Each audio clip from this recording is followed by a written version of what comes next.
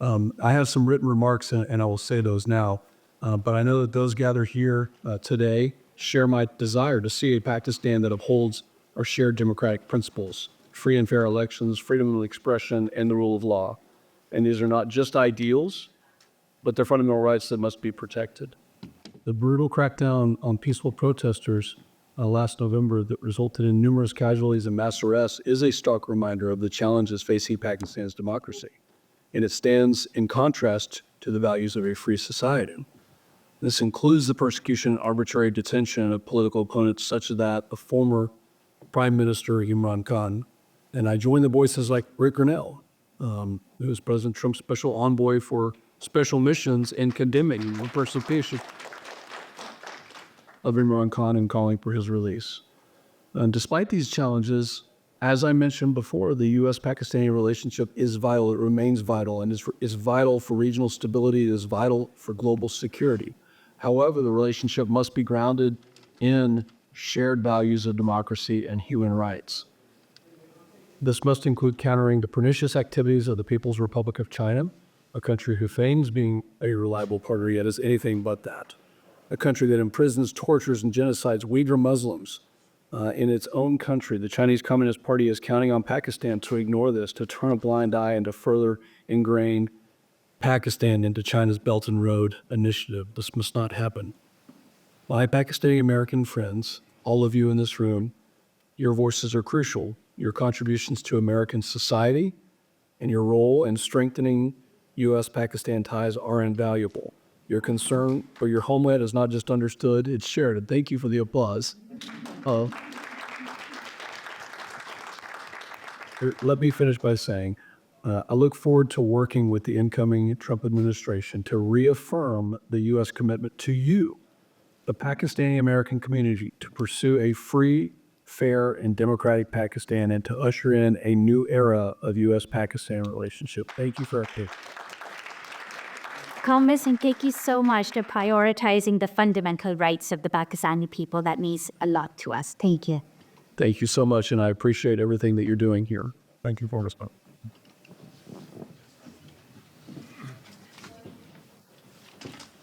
We are here from Washington. I'm at a congressional briefing, Congressman from Texas to support. And introduction bit. We start up the writing, or put the or to express the back. And Weber build a response. Before Greg Casar.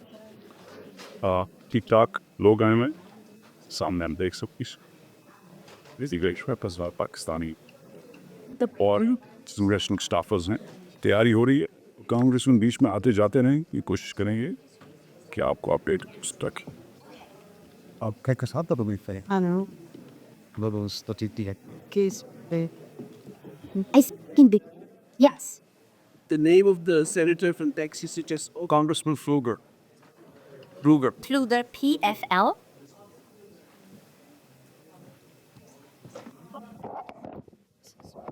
Just begin and then do. Okay.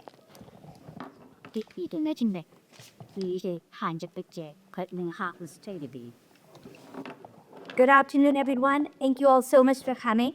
My name is Mehlaqa Samdani. I am director at the Community Alliance for Peace and Justice, an advocacy group that seeks to improve U.S. engagement with Pakistan in ways that prioritize democratic norms, human rights, and the rule of law.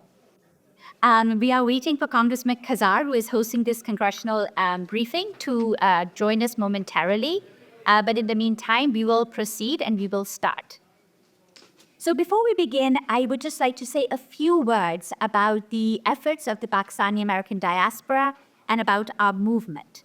Our movement is grassroots, and it is not about one particular political party. It is not about one particular person. This movement is about the principles of human rights, democratic norms, human rights, rule of law, democracy, and civilian control of the military.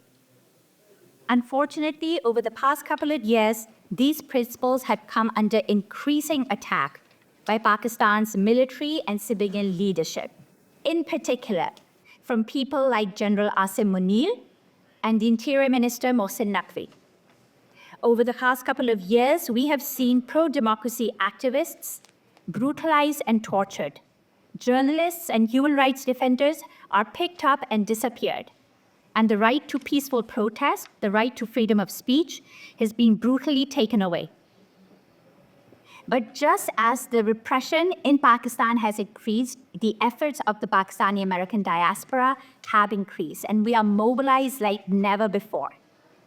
Over the past couple of years, we had secured the support of congressional representatives from across the political spectrum.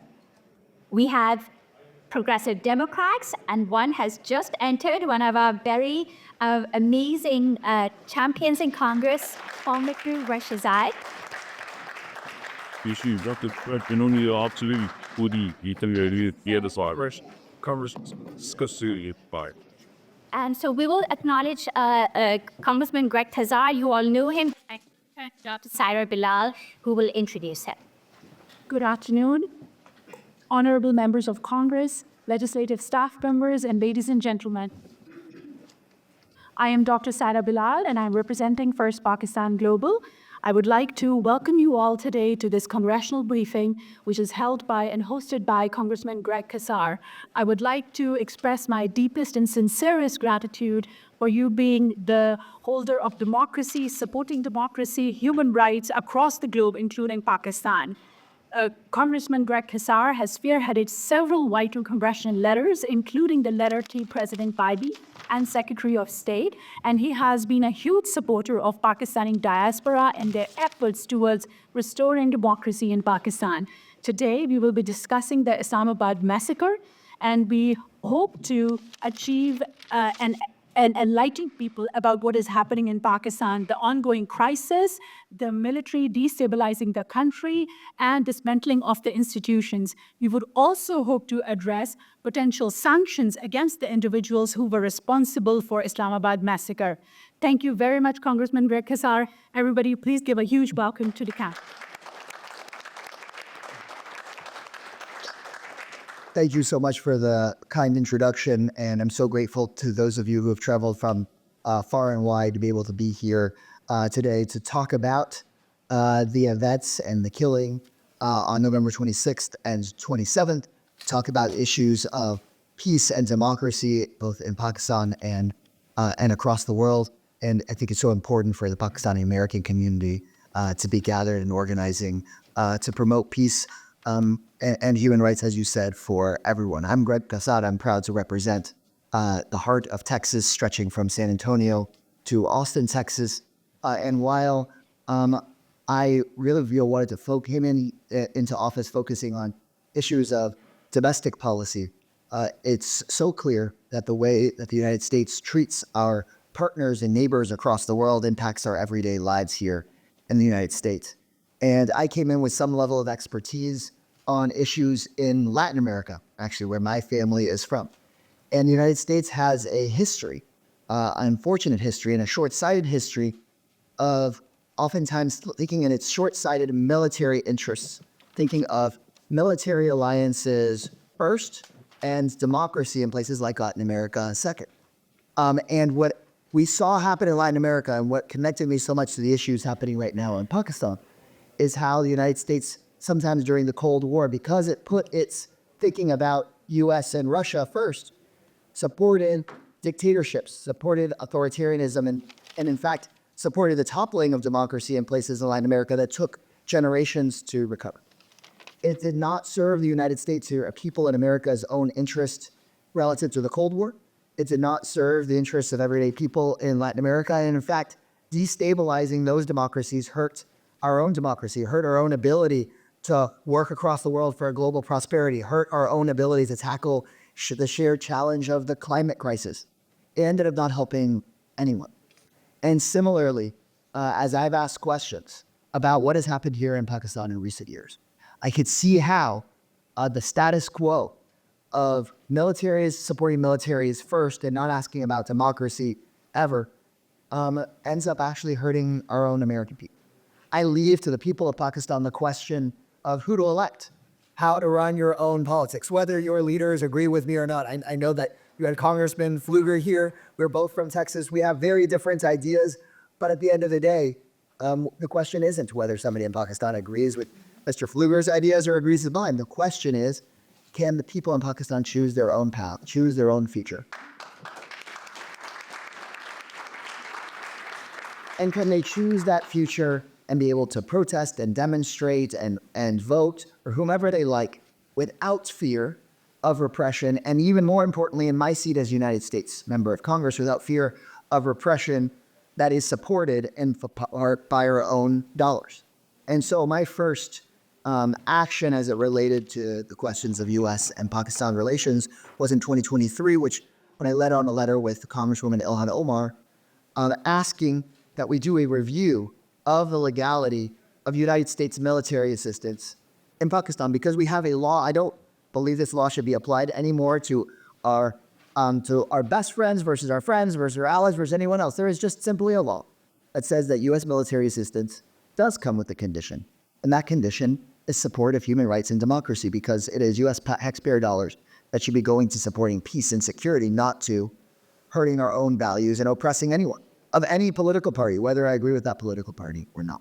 We then followed up in 2024 with another directive and question to Secretary Blinken. I did that work with Congresswoman Susan Wild, who was just an excellent member of Congress, expressing our concern about all of the reports of rigging in the elections. Again, we want to make sure that our role on the international stage is to make sure that we aren't saying, well, if somebody that the military is aligned with and an election is rigged, we're not going to say anything. If there's somebody that we're not aligned with and there's rigging, we are going to say something. No, if the United States wants to have credibility around the world, then we need to call a fair election, whether we agree with the results or not, an unfair election, an unfair one, whether we like the results or not. Of a country with so many people, with such a history, with such ties back to the United States, it's so important for us to be consistent. And so I and other members of Congress are willing to hold leaders of our own party to that standard of being consistent with saying we want free and fair elections, and we want all of our partners and allies to be held to that basic standard. And then here in October of 2024, with Congressman Rick McGovern and Congresswoman Summer Lee, alongside 62 other members of Congress, we asked the Biden administration to center human rights in our U.S. policy towards Pakistan, asking for the release of political prisoners, including Imran Khan.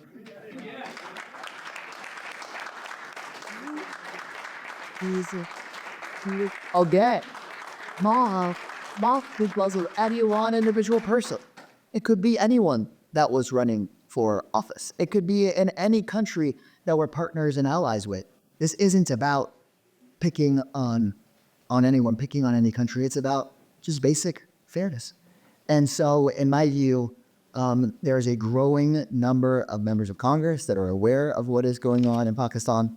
I appreciate that there is increasing bipartisanship on this issue that doesn't have to do with us having an outcome that we want other than peace and democracy and self-determination, because if there's peace and democracy and self-determination in the developing world, then that is good for people who badly need it in that country, but also good for our long-term interests. We can't be thinking that people being under the United States thumb is actually good for the United States. It's better for people to be free, and that is ultimately what's better for our own constituents as well. So thank you all so much for having this input. Congressman Casar, thank you so much. Your consistent leadership has given hope to millions of Pakistanis who really believe that accountability is close. Thank you so much. We really appreciate you hosting this congressional briefing, and for especially at a time of such a great and intense military authoritarianism in Pakistan. It means a lot to us. Thank you. Thank you. And I'm also really just a warm-up act for ranking members. He's done this for so much longer. Absolutely. Ladies and gentlemen, this is my favorite congressman, Congressman Jim McGovern, who is also the co-chair of the Tom Lantos Human Rights Commission. We are so grateful he's here. He's another one of our champions in Congress who's done so much to support human rights and democracy. Well, thank you. Thank you. I apologize for being late, but we're still organizing our committees, and so we're in and out, and it's a little bit, kind of chaotic. But I I want to thank Representative Casar for hosting the briefing. He's great, and he's a wonderful member, and for his leadership on this and so many other important human rights causes. I also want to thank Mehlaqa Samdani, who's, as she mentioned, she's my constituent. I'm a member of Congress. I want to thank her for her human rights advocacy. She's the executive director of the Community Alliance for Peace and Justice, and I'm not exaggerating when I say that I think she's probably one of the most persuasive advocates that I know. Look, as our country fights to defend democratic institutions, I stand in solidarity with the Pakistani people who are engaged in a struggle for their own democracy. And what happened in November was unacceptable. Internet shutdowns, mass arbitrary detentions, and the deployment of the military. There is never an appropriate response to people exercising their right for peaceful assembly. Amnesty International is calling for an urgent, thorough, and transparent investigation into the government's crackdown on opposition protesters, and I support what Amnesty International is advocating. But no matter who is prime minister, the Pakistani government must uphold its human rights obligations and strengthen its democratic institutions. This should include limiting the misuse and weaponization of counterterrorism laws against political actors and revisiting the 26th Amendment, which, as it stands, threatens the independence of the judiciary. There are many struggles ahead for pro-democracy forces in Pakistan, but if the tenacity of your my Pakistani American constituents is any indicator, democracy and human rights will prevail. And just the final thing I want to say, I co-chair a committee called the Tom Lantos Human Rights Commission.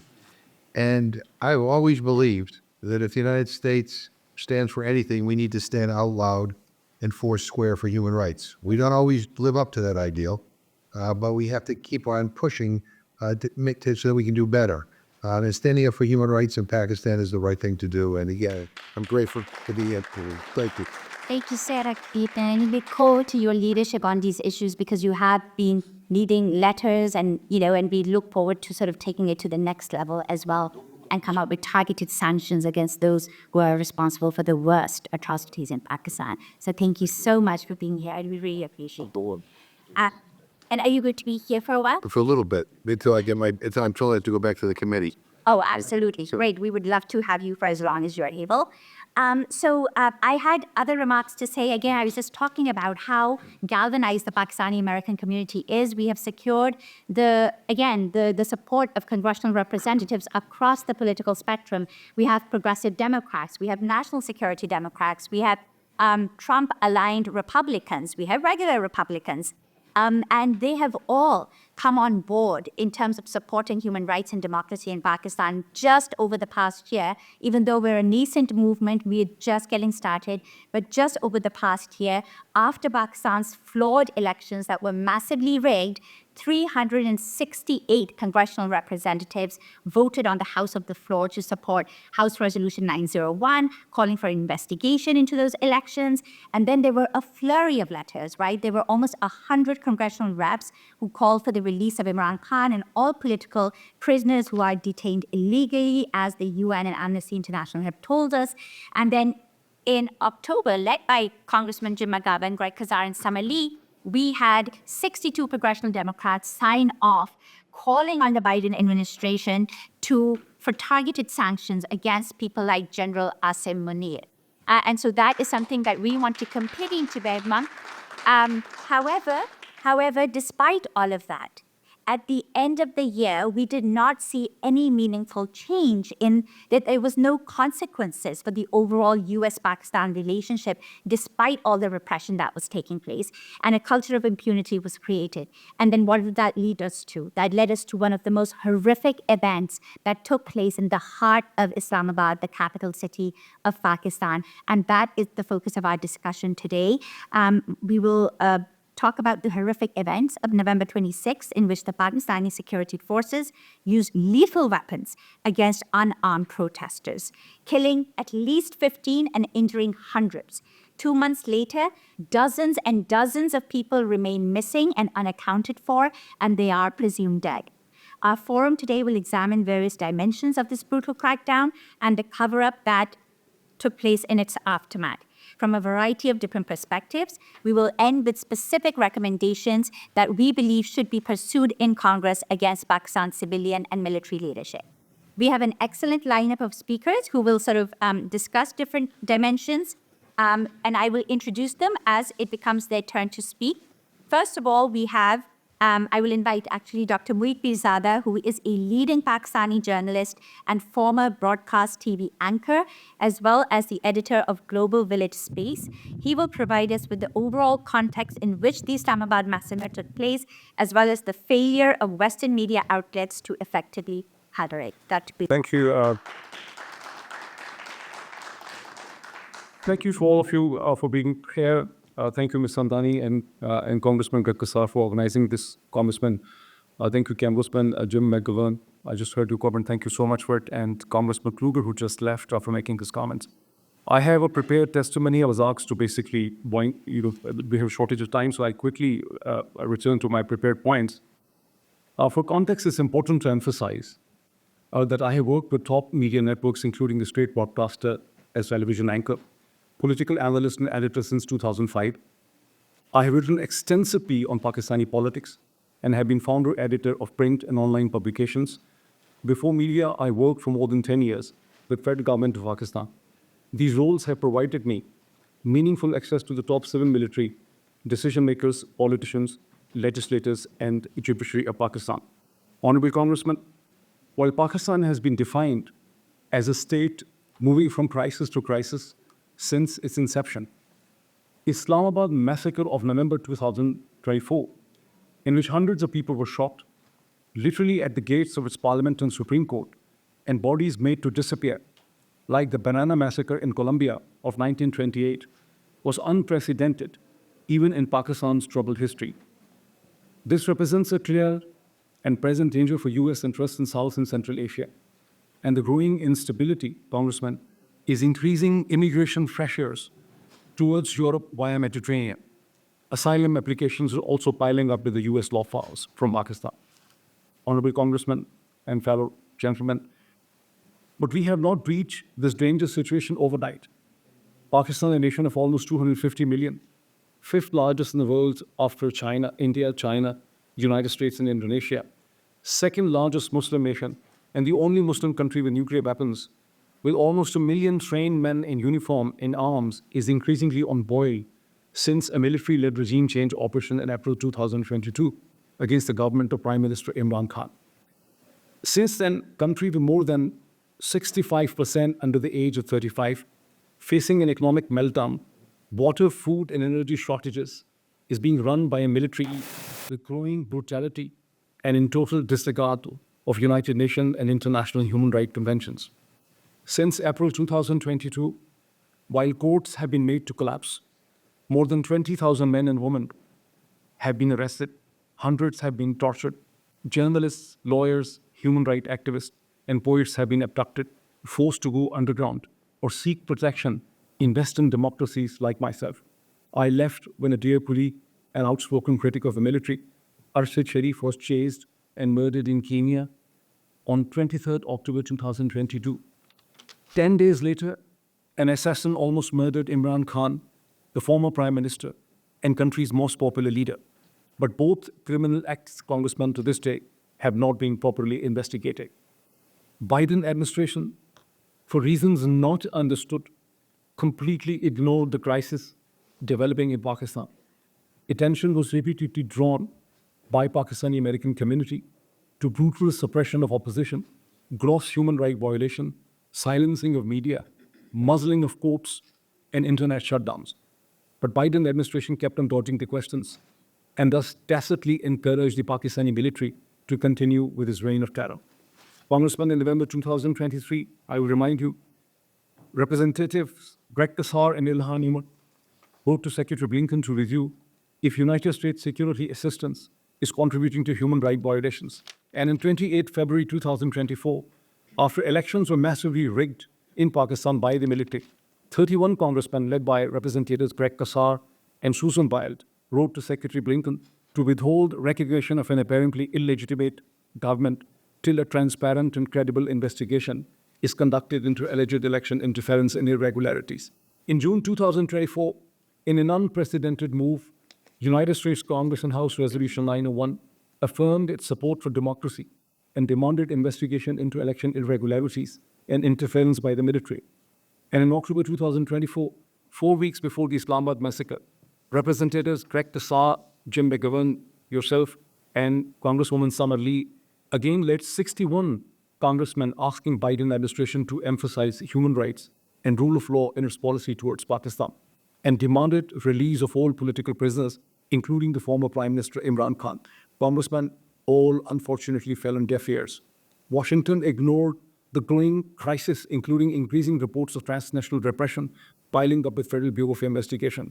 These are hundreds of instances of intimidation and violence against relatives, families, and associates of Pakistani Americans in Pakistan by the military regime for the views expressed within the US, for reaching out to the congressmen, and for the comments on Twitter, which is, by the way, blocked in Pakistan since 17 February 2024. Congressman, Islamabad massacre was thus the culmination of growing public outrage and helplessness against rigged elections, destruction of the court system, and silence of the international community led by Washington. It was in these circumstances that more than 100,000 protesters marched into capital Islamabad to demand release of political prisoners, restoration of the Supreme Court, and respect for the stolen mandate in February election. Instead of negotiating with peaceful, unarmed protesters, a military operation was conducted in the middle of the night. No one knows how many were really killed, as dead bodies were made to disappear, just like the Banana Massacre of 1928 in Colombia.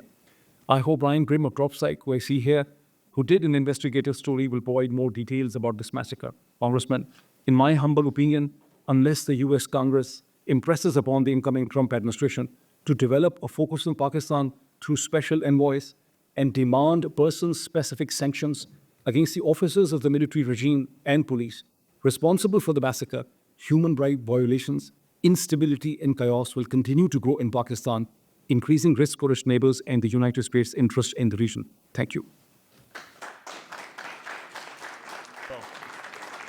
Thank you so much, Dr. Prezada, for that very comprehensive analysis and for that context.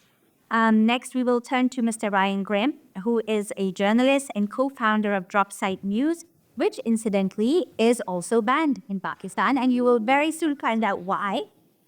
He will share a report on how the military leadership planned the attack on unsuspecting protesters and how they covered it up. Thank you so much. Bye. No, thank you. Thank you. And I know, thank you. And I know that in Pakistan, VPNs are very popular, so the ban on DropSite is only so effective, so it still gets out there. What I'm going to do is read a decent amount of the article into the record here, just so that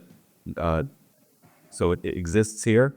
I don't really think it's my place anyway to tell people in Pakistan, how they ought to run their internal affairs. That's for Pakistan to determine. What I can do is reveal what information I can with my colleagues in a journalistic capacity, and then I can encourage my government to try to not make things worse. But beyond that, leave that to people who are in Pakistan or who have a connection to Pakistan.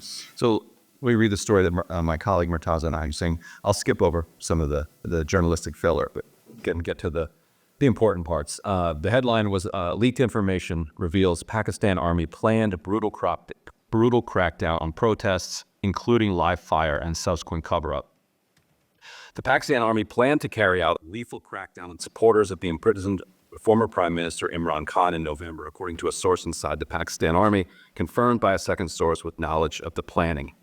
The revelations of the government's multi-stage plan, which included a communications blackout, snipers, tear gas armed soldiers, strategic blockades in the heart of Islamabad, and the use of live ammunition, shows the level of alarm Pakistan's military government feels about supporters of Khan's PTI. Yet at the same time, the chilling details revealed by the source, we are providing anonymity due to the likelihood of reprisal, along with the government's repeated denials of the details of its operations, suggests it remains confident in its ability to crush dissent and break the backs of the pro-PTI movement. A second source with knowledge of the planning independently confirmed the outlines of the Army sources information. Right. If I could just pause. It doesn't have a you. He will go on her break. There's a lot to cover here. That covers it. Not repeat. No, there's a lot to cover. I'm sure the Congressman has other meetings to attend to. So thank you so much for coming. Congressman Frank Pallone, we really appreciate you being here and to express your views on democracy and human rights in Pakistan. He is our congressman from New Jersey. Well, thank you. And I don't really have a lot to say, but and you've probably heard it from some of the others, but let me just comment a little bit. I think some of you may know or may not that I have I don't want to say large, but I'll call it a large Pakistani American community in my district, which is in the central part of New Jersey near New Brunswick, where Rutgers University is. We have a number of mosques, and I try to frequent them when I can, particularly on the religious holidays. But I just wanted to say, I value democracy in general, and I know that there have been times in the history of Pakistan when we haven't had a complete democracy, but I still think of it as a very vibrant democracy, and that the people deserve to be able to have fair elections and elect leaders who are going to be responsive to them, which I think is only the case when you have a democracy. If you have an authoritarian regime or a military regime, they're never going to be responsive to the average person in the way that a democratic elected leader is. So when I hear from some of my constituents about the election in February of 2024 and what happened, it was very upsetting to me. Clearly has been designated by the State Department as not a free and fair election. And of course, there's been the crackdown since then on the supporters of the prime minister who ran in that election. Well, wasn't allowed to run really because it wasn't fair. And that's just another indication of the military leaders, if you will, taking a hard line and making it more difficult for people to exercise their right to vote or freedom of speech. We passed a resolution in the House. I think I have the number here, but you're all familiar with it. 368. Yeah, and basically expressing our desire that Pakistan go back to a democratic process, and that the human rights violations not continue. And I just think the United States has an obligation, as does this Congress, to continue to speak out and support those like yourselves that believe in free and fair elections and free speech in Pakistan and throughout the world. I know that what's the term, realpolitik? There are a lot of Americans or even American leaders, I got to mention them, who, think the U.S. policy should be driven by, what I call realpolitik, what's best in our economic interests, what's best in our security interests. But I've always felt that whether it's our economic interests or our security interests, that democracy is always more likely to lead to a government that's more friendly and more helpful to us, both from a national security point of view and an economic point of view. So I don't separate the two. Democratic rights are crucial, and they go along with economic freedoms and national security concerns at the same time. So I'll just continue to be out there speaking out against what's happening and advocating for a free and fair elections and a democratic Pakistan. And I'll leave it at that. Thank you. Thank you so much for the red fund. Thank you so much for your work, Hannes. And so often we see that, human rights get sacrificed on the altar of strategic interests. So thank you so much for saying that, strengthening human rights regimes actually end up creating more stability, and that acts in our national security interest as well. So thank you very much for your words. We would love for you to stay. Thank you. And Ryan, I'm so sorry if you'd like to resume. I'll read a little bit more. Well, no, how you do your book? Okay. So I was reading from our article that was published, I don't remember when, but about the November massacre, in which do we know yet how many? The findings on deaths? Yeah. But the PT has confirmed there's about 13 or 14, but there are hundreds of people are missing. Right, and who may be detained, and maybe we'll hear from them a year from now when they're released, or maybe they're dead. Resume dead, actually. Resume. I counted. You see, there are eyewitnesses that also saying that how the dead bodies were taken away. And the dead bodies that have been recovered are the dead bodies of the people who were shot between 4 p.m. and 9 or 10 p.m. by snipers. The actual military operation took place after 11 p.m. So you haven't found any dead body from the actual military operation. That is what I call as the Benalla massacre of Colombia. So I'll continue to read briefly from the article. According to the source who provided substantial evidence to confirm the allegation, and just to be clear for people who are familiar with our reporting, we are often criticized by Pakistan's government for not publishing the documents that are leaked to us. The reason we don't do that should be fairly obvious, that the risk to the people who leak those documents to us is existential. It would be fatal if they were exposed. And so any documents that we publish would include breadcrumbs to get back to the original source. So according to the source, who provided substantial evidence to confirm the allegation, the operation was planned on the morning of November 25th at the Military Operations Directorate of the Pakistan Army under the direction of General Asim Munir, Pakistan's powerful Chief of Army Staff. Under the plan, Jinnah Avenue, the main road in front of T-Chowk, would be encircled with stacks of shipping containers serving as a barricade. Snipers from Pakistan Army Special Services Group were deployed across rooftops, while paramilitary rangers carrying assault rifles patrolled the roadside alongside police armed with tear gas shells. To execute the plan, the military employed a multi-pronged approach. The first phase was to sow chaos and fear. Lights along Jinnah Avenue were extinguished, and we have video of that happening, plunging the area into darkness. At the same time, signals intelligence teams from Pakistan's Inter-Services Intelligence Agency jammed communications networks, which people also reported independently, effectively cutting off the protesters' ability to communicate with each other and the outside world. The blackout was designed to disorient and demoralize the protesters. As confusion gripped the crowds, the second phase of the operation swung into action. The army gave the order to fire tear gas from multiple directions, and the choking fumes sent panicked protesters fleeing. This was a prelude to the main assault. What followed next, a barrage of live ammunition, including heavy assault rifle fire, directed indiscriminately at the fleeing crowds. Snipers positioned strategically on rooftops took aim at those deemed hostile or threatening. The final phase of the operation involved a swift and thorough cleanup. As soon as the firing ceased, ISI units were dispatched to Jinnah Avenue to remove all traces of the violence. This included removing bodies, shell casings, and any other evidence that could contradict the government's narrative of a peaceful dispersal. And so a lot of this is backed up by eyewitnesses who confirmed the end that was visible to people. This is from the sources inside the government. Thank you so much, Ryan, thank you so much for that report. Very comprehensive. We really do rely on Rockside quite a bit for investigative journalism. And I would like to now recognize Congresswoman Rashida Tlaib, who is a hero to many of us and has been at the forefront of speaking out for human rights and democracy and self-determination around the world. And we are so grateful that you're here, Congresswoman. Thank you so much. Salams to all of you. Thank you so much. I'm so sorry I couldn't be here with the panel, but as I was walking, I was talking to Team and I about how Ryan changed his profile picture to the propaganda of an. I think you've officially made it, Bryn. But we all know whether it's the United States or Pakistan, the right to protest is a fundamental right. You all know that. And of course, the right to vote is sacred.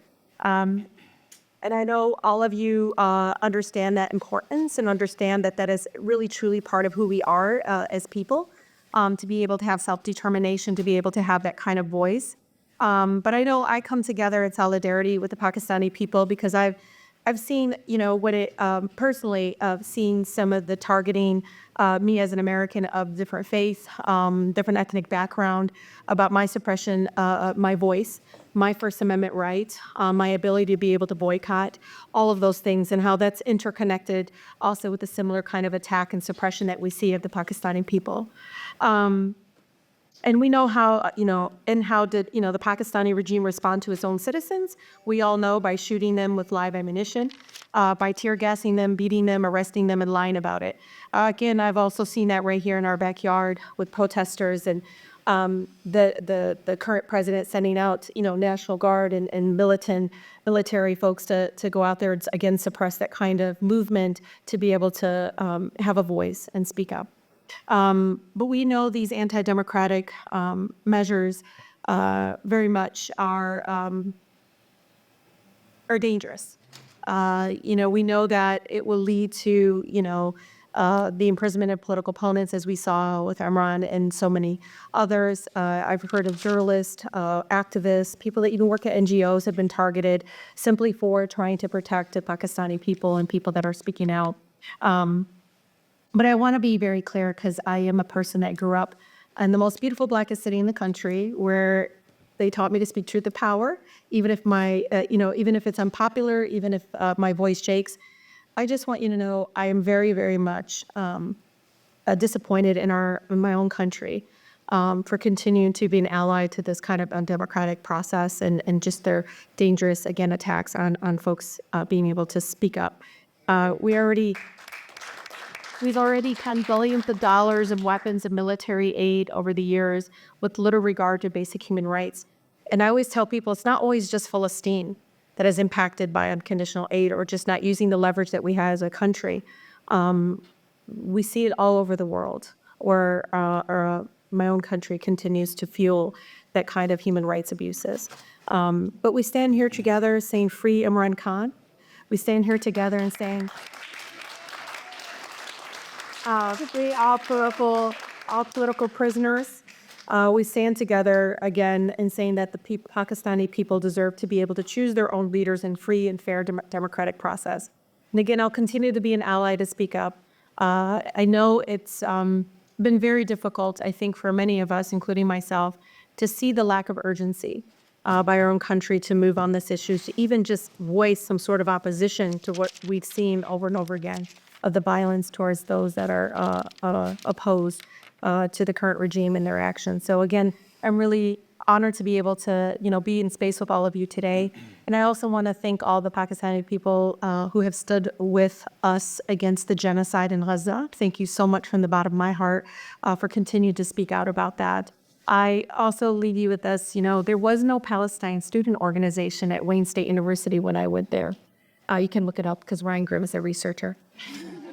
But I joined the Pakistani Student Association. Honestly, all the aunties thought I spoke Urdu. I would say Hafiz. I picked up some stuff, but I just want you all to know, for 4 years, I was a member of the Pakistani Student Association. But now, alhamdulillah, there's a lot of great, wonderful Palestine student organization. Even then, it was incredibly hard to be an activist on Palestine on campuses. And it's even, obviously you see, it's even more difficult. But the courageous students and encampments and things that we've seen across our country is so incredibly inspiring. But thank you so much for allowing me to be in space with all of you today. Salams. Thank you all.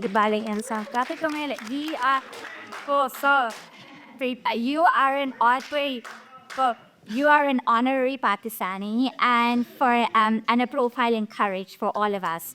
And for everything that you are going through and what Palestinians are going through, and for you to secure in solidarity with all of us means so much. And we are so incredibly grateful for your allyship. Thank you. And we hope that you will be able to stay for a little bit. Yes, for only as long as we can. I'll look at I'm pretty sure I'm okay.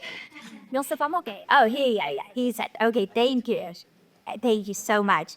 And so next, thank you, Ryan, for your remarks. And next, we will now turn to Mr. Wajahat Said Khan, a senior fellow at the Atlantic Council and the Emmy-nominated former NBC bureau chief in Afghanistan and Pakistan. Wajahat will speak about U.S. support for Pakistan's military institutions and its implications for Pakistan's democracy. Thank you. Thank you. Bismillahirrahmanirrahim. Iyaka na'budu wa iyaka nasta'in. Honorable Congressman, Assalamu alaikum. Good afternoon. I've been reporting on conflict and politics in Pakistan, Afghanistan, and India, 3 countries I have lived in, reported from, and still have family and friends in for the last 25 years. Frankly, I'm a fish out of water here in Washington. I really shouldn't be here. I should be back home. And yet, I can't be back home because home no longer feels like home. Strangely, I have easier access to this capital here in Washington than my own capital city of Islamabad, which ironically means the city of Islam, a religion of peace and tolerance. And yet, in that city is where some of my colleagues are buried today. Colleagues like journalist Ashad Sharif, like Salim Shahzad, who were killed in the line of duty for doing what they were supposed to be doing in the business of accountability and truth-telling. They were killed for doing their job. Today's briefing is an attribute to heroes like them, heroes who are no longer with us, but have given us the courage carrying on this work of speaking truth to power. The steady attrition of democratic rights and journalistic freedoms over the last 2 decades has seen thousands killed in my country, including dozens of fellow journalists. The pace has picked up, especially over the last few years, and has led to this difficult moment for me and some of my friends on this panel. I really should be bursting with pride being able to speak at this great forum. I mean, the congresswoman here is from Michigan, where I went to college, and is a local hero for so many years. But I don't have that pride. I shouldn't, because that pride should come from the distinction of being embedded with and covering over 100 of the bravest of the Pakistan Army's 250 military units deployed on some of the country's most intense front lines, seeing that country's most courageous soldiers sacrifice their lives. Pride which comes from hailing from 3 generations of public servants and law enforcement officials. My late father led Pakistan's intelligence bureau. My stepfather served as an instructor in Pakistan's Army aviation. Pride which comes from launching the country's first independent and Urdu and English news channels and interviewing dozens of its leaders and influencers. And yet, here I am, a prisoner outside my own country because of the way Pakistan's military and military-backed leaders have treated their best and brightest. What I'm about to tell you and ask of you, I do with a heavy heart. Today, I'm asking and making a case for movement, for action. I'm making a case for sanctions. Not sanctions that hurt my country. Not sanctions that hurt the 250 million people of Pakistan, over half of which still live under the poverty line, but policies that force change at the very top of the country's Praetorian military and military-backed leadership. As this great country starts with a new Congress and administration, the US must be aware of the flaws and fallacies of its ongoing policies for Pakistan, but also the promise and potential for new ones. The US must be aware because awareness is power. And this Congress should be aware that America's lack of action around repression such as blatant election rigging, mass arrests, internet shutdowns, abductions and assassinations of journalists and civil rights leaders, and incarceration of democratic leaders like Imran Khan has been interpreted by the military regime as a green light from Washington for further progression.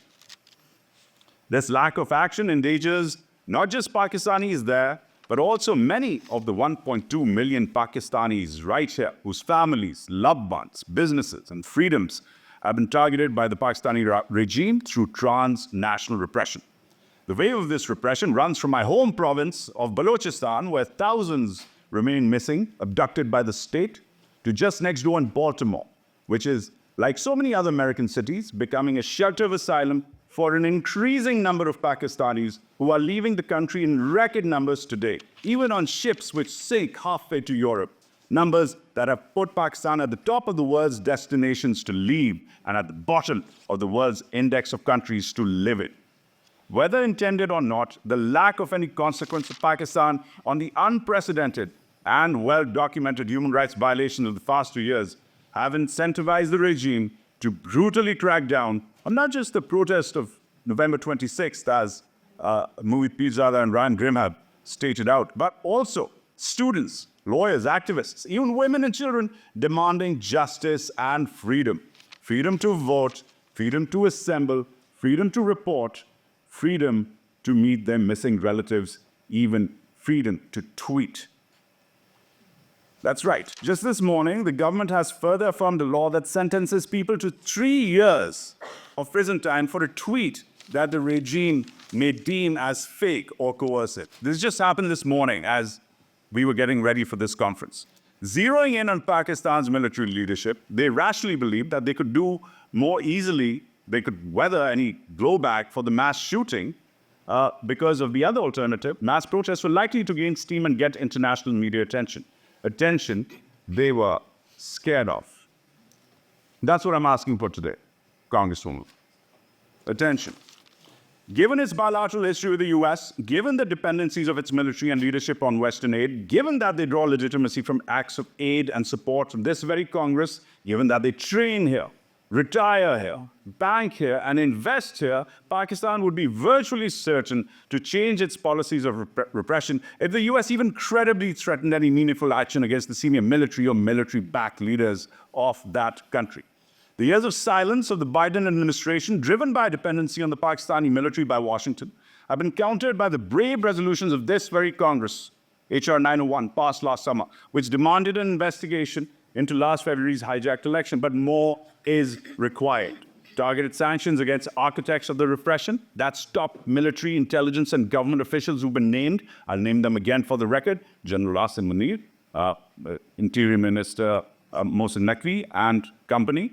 Threats to stop coveted U.S. military training and cooperation or conditions on major loans that require Pakistan to adhere to basic democratic norms would immediately lead to change. Trust me, it's happened before.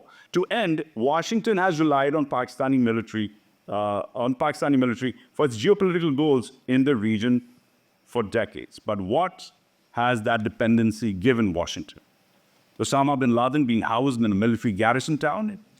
And Afghanistan, where the Taliban still rule and repress women and hold Americans hostage? A South Asia where trade with India or curbing the influence of China or normalization with Iran is still a far shot? And in the middle of all of this, after receiving billions in aid and arms and decades of being given either a green light or being shown a yellow one for tacit approval, lies the unreliable partner. The unreliable partner, that is the Pakistani military. The more reliable partners of America are in this room. The best and brightest civilian leaders and activists, entrepreneurs and economists, inventors and influencers are being held hostage by that unreliable partner. This action, targeted sanctions, or the credible threat of sanctions, has given the US results in the past, so why not try it again? Finally, this isn't about Imran Khan. It's about what the millions of who will survive Imran Khan, both there and here in the US, who will blame Washington in a wave of growing anti-Americanism if the tide is not turned now.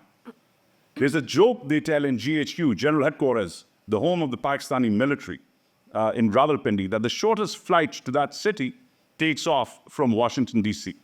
This city has power, and it's time for the most powerful in the city, you, the U.S. Congress, to hop on that flight. Thank you. Thank you so much, Kedaz. Those are very compelling, your own personal story, and also for those compelling arguments about why the U.S. needs to reevaluate its relationship with the Pakistan military. And with that, I'm now going to turn to Mr. Benjamin Linden, who is the Advocacy Director of Europe and Central Asia at Amnesty International. He will share the various statements issued by Amnesty during the massacre, as well as about the broader human rights concerns surrounding political repression and democracy in Pakistan. Thank you so much. Thank you, everybody, for coming here. Thank you to First Pakistan Global and Representative Casar's office for convening us here today. A couple of words very quickly about Amnesty International. We are a nonpartisan organization. We don't favor any political parties. We don't endorse or oppose political figures. We don't certify elections or do anything of that sort. What we do is stand up for human rights globally. We document human rights abuses in line with international law, and we advocate for correcting those abuses. As this relates to Pakistan, I want to talk first about the context broadly within the country on the right to protest. We see generally a pattern of clampdown on protests and freedom of assembly, not just focused on PCI supporters.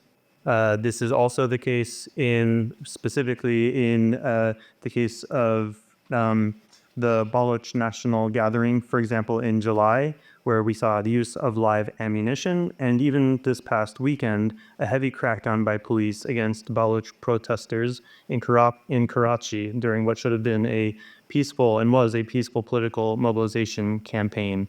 We've also seen anti-terrorism laws targeting other minority groups, including the Pashtun Pahfuz movement and other minority groups in what is really an affront to the freedom of association and peaceful assembly.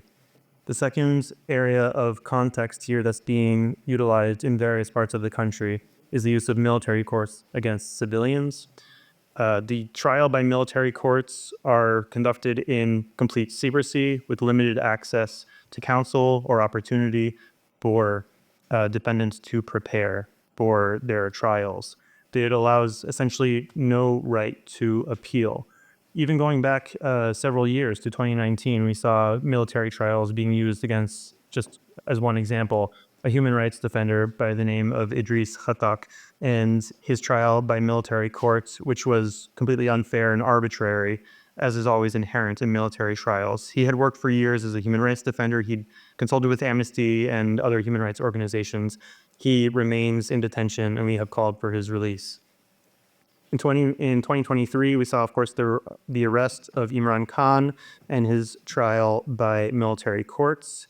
The protesters that protested in the wake of his arrest were tried by military courts, 105 of them to be exact, with the sentencing of 85 of them. 66 of those remain in detention, and it shows how the use of military courts is an intimidation tactic meant to chill freedom of assembly, and it is done selectively. Other protesters were sent to civil courts, so it's done selectively and arbitrarily as far as we can tell from the outside. Turning to the events of November 26th and 27th, we saw initial reports at the time of unlawful use of tear gas and shoot-at-sight orders being used against protesters. The exact figure of deaths and injuries is unknown due to the clampdown on information. I know the PTI has previously stated 12 protesters were killed. Today I've heard numbers a bit higher, and that's at least those initial 12 had their identities released by the PTI. This much is clear. There needs to be an independent investigation, and the government needs to engage seriously with the PTI's claims. Instead, what we've seen are restrictions on the media, shutdowns of major highways, blockades of cities, and mobile internet shutdowns in response to the PTI protests, which speak to our larger repression throughout the country of the right to protest. Reportedly, 4,000 PTI supporters were detained prior to the protests in November across the country, and 610 were arrested on the day of the protests. Releases of these detained has been scattered. There have been some reports, but it's difficult to put an exact number on those, and still many are certainly in pre-trial detention. As far as we know, they are being tried in civilian courts, but it's tough to verify in all cases. I'm going to wrap up here with some recommendations, and I would say for any Hill staffers here or those that may work in the administration or who may be watching online, I would certainly encourage you to echo and amplify these calls with regard to U.S. approaches to the Pakistani government. First, Amnesty is calling for a prompt, thorough, impartial, effective, and transparent investigation into the deaths and injuries of protesters and the unlawful use of force, including use of lethal and less lethal weapons by security personnel. So far, these calls have gone unheeded. And again, this is not just being targeted at PTI supporters. Second, we're calling for the immediate release of all protesters detained solely for exercising their right to peaceful assembly. And third, we are calling for the end of the use of military courts to try civilians. Thank you. Thank you. And thank you so much for those remarks. Watching and reading Amnesty International's statements during the massacre and afterwards was very helpful in providing sort of documentation for exactly what happened. So thank you for that.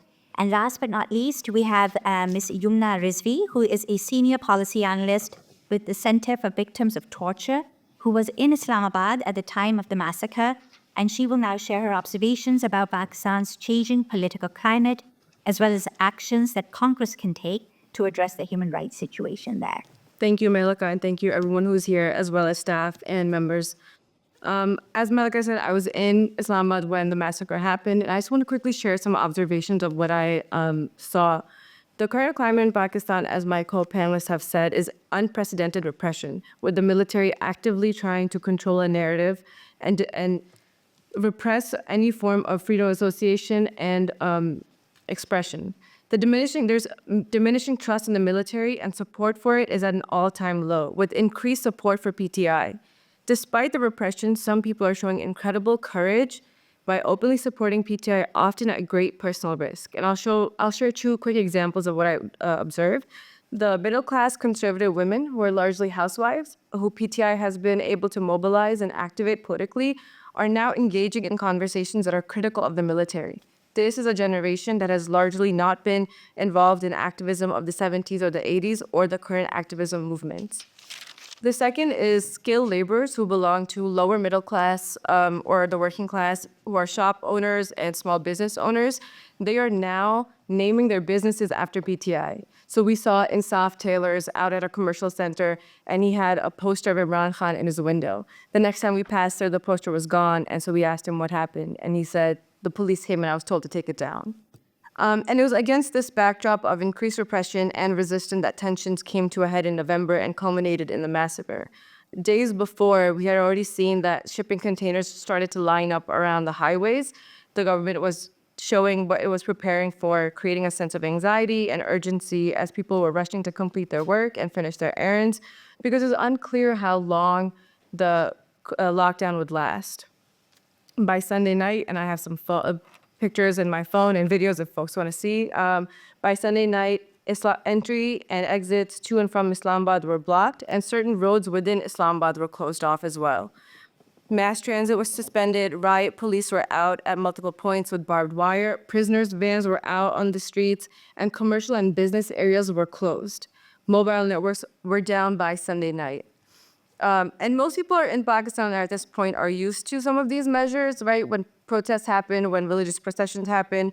But there are some things and part of this that were unprecedented, such as raids in homes and apartment buildings to find PTI sympathizers. And certain areas of Islamabad, which are 20 to 25 minutes away from Dichok, where I was, our commercial centers were also closed. We had just one pharmacy open and one other grocery store that had one light on, and half of the shutter was down. We were getting reports of women and children being beaten at the airport, and by Tuesday night, when the police was firing indiscriminately at Dichok, we were, again, 20, 25 minutes from there, but we heard gunshots throughout the night in our neighborhood as well. The next morning, a friend of mine texted me saying they killed a lot of people, which even now to me is like blood-curdling. Throughout the night, when Mohsen Naqvi was coming on television talking about the shoot at sight orders and talks of imposing a curfew, there was definitely a sense of fear and anxiety of what was going to happen. It was unclear what we would wake up to the next day. What I've heard from folks and what I witnessed was that it was an unprecedented number of people who showed up, as well as an unprecedented outcome. People did not expect this to happen. Absar Alam, who's a famous journalist, former country director of OSF, was live near Dichok at a office building's rooftop, and also was saying he had never seen something like this before. The number of deaths, as my panelists have said, is disputed. Matiullah Jan, again, a journalist who was reporting from outside one of the hospitals, trying to get data and information on number of deaths or injured, was ultimately detained by the law enforcement agencies. And so this is the current climate of Pakistan, folks. Like, this is what we're dealing with. And so for members here and for staffs here, just a few recommendations on what Congress can do.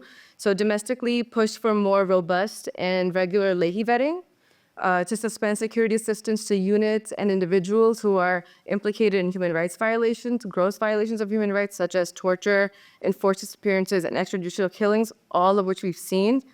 Pass a 502B resolution. Efforts around Pakistan in the last year or so congressionally have been bipartisan. It shouldn't be that hard to do. A 502B resolution would essentially suspend all security assistance to Pakistan, not just specific units or individuals. And at the international level, I would urge members to engage with the EU and your counterparts in the European Parliament. Pakistan is a recipient of the EU's GSP Plus preferential trade agreement.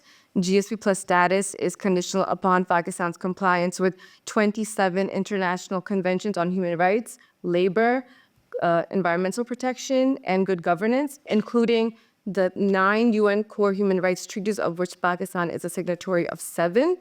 The GSP Plus review takes place every 2 years. And in the past, revocation has been threatened because of Pakistan's human rights concerns, but Pakistan's continued to retain it. And so I would urge members to engage with the EU delegation here, as well as members of the International Trade Committee at the European Parliament and the South Asia Committee.